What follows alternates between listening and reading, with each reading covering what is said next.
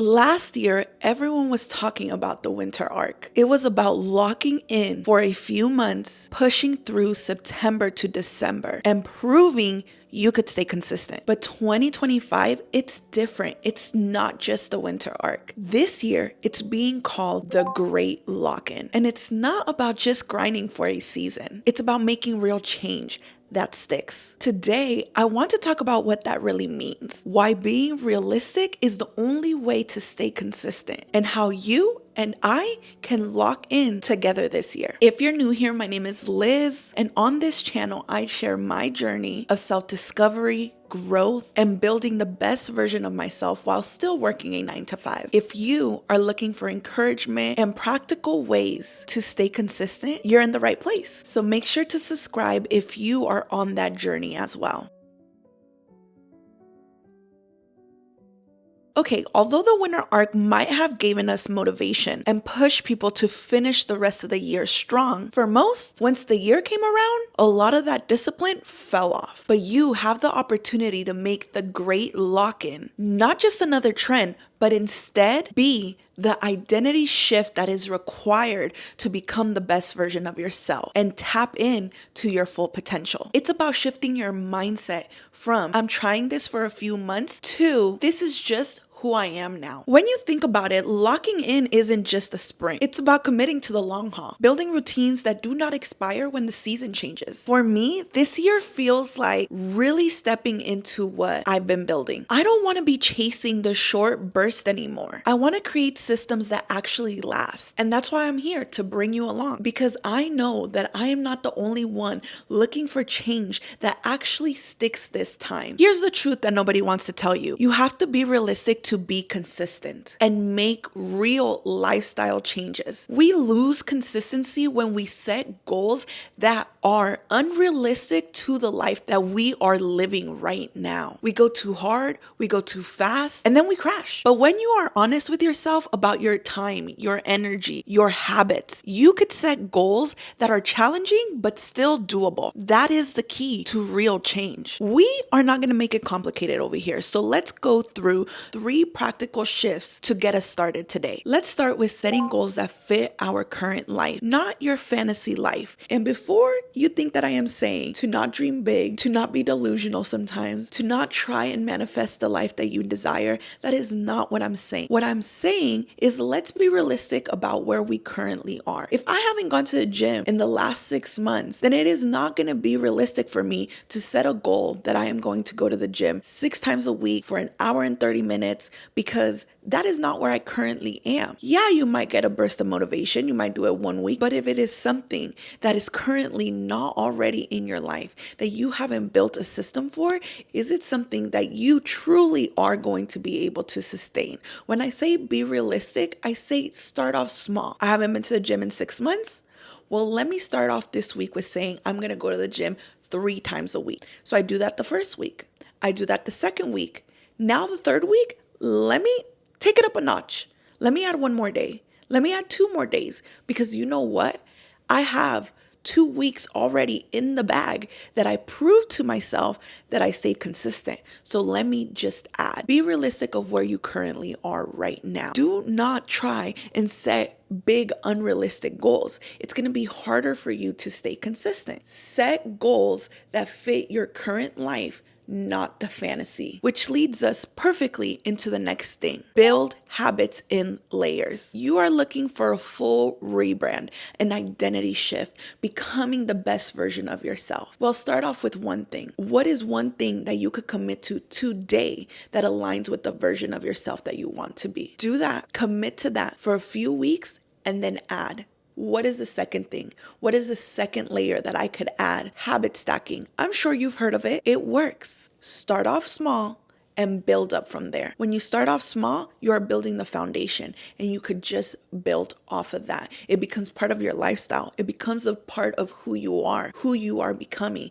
So adding more is not going to interrupt with what you already have created. Start off small and then build from there. Last but definitely not least, but I believe probably the most important, don't confuse your discipline and your commitment with punishment. Discipline is a form of self-love. The best form of self-love is discipline. Do not criticize yourself. The change that we are looking for from the great lock-in is foundational. It's an identity shift. So you are going to go through days that you lose that motivation, that you feel that I do not want to do this. And let's say you don't, but you get back up the next day. Don't allow yourself to dwell on that shame that you might feel when you didn't stick to your word. It happens. We're human, but do not shame yourself. And I get it. I understand. I also go through this on multiple occasions when I have a lot of momentum, when I'm experiencing a good period of discipline and commitment. And then I have a few bad days, a few bad weeks. I know that subconsciously I am shaming myself by making it harder for me to just say, you know what? It's okay that I missed a few weeks. Let me just get back to it. We are here to romanticize the work. The work is going to be there. To have real change, to step into your full potential, there's going to be obstacles. There is going to be resistance, but you have to romanticize the work. Put on a cute gym set for your workout. Light a candle when you're journaling. Set the mood. Catch a vibe when you're going to read your book. Be present. Romanticize the journey.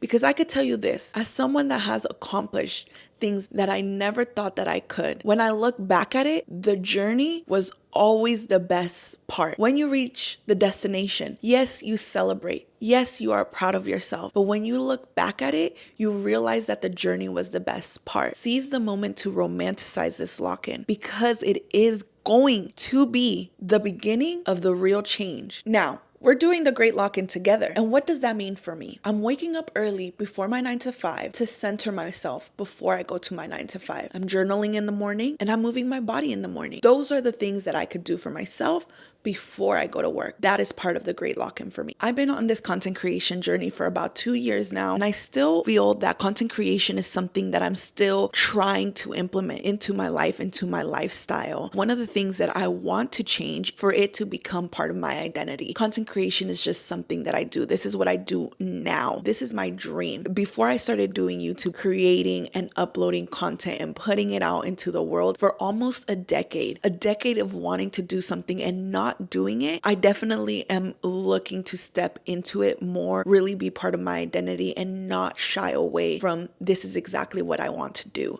Content creation is definitely top of the list for my great lock-in. Last but certainly not least is making fitness and my health a baseline. For the last few years, I definitely feel like it has been a side quest because I've been up and down with the consistency. Last year I did 75 hard and it was the best challenge that I could do for myself. I did it right before my 30th birthday, and it was a gift for myself to prove to myself that I could stay consistent and I could stay disciplined with something. The way that it made me feel, not only physically, but most importantly, mentally, was something that I continue to strive to be at. Fitness and health has to be my baseline. It has to be something that stays consistent in my lifestyle. So these are the things that I have been working on, but this year feels different because I am approaching it with realism. I know what is sustainable for me and I know what actually will fit into my life. And I'm sharing this with you because I want you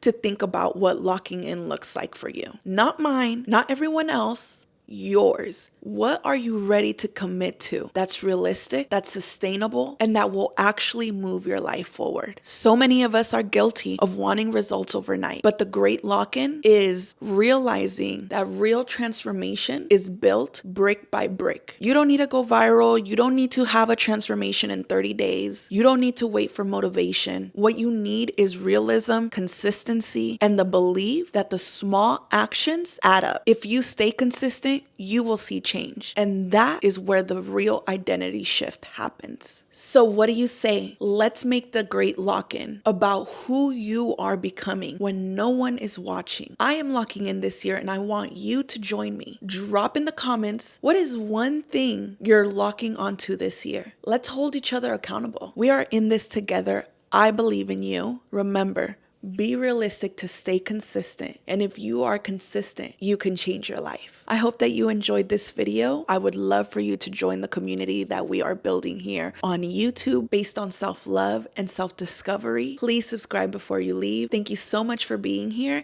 and good luck to you and I on this great lock-in. I will see you in the next one. Bye.